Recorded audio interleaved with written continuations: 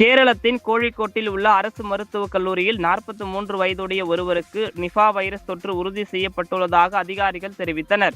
கோழிக்கோட்டை சேர்ந்த அந்த நபரின் மாதிரிகள் இறுதி செய்வதற்காக புனேவில் உள்ள ஆய்வு மையத்திற்கு அனுப்பப்பட்டுள்ளதாகவும் அதற்கான முடிவுகள் விரைவில் எதிர்பார்க்கப்படுவதாகவும் அதிகாரிகள் தெரிவித்துள்ளனர்.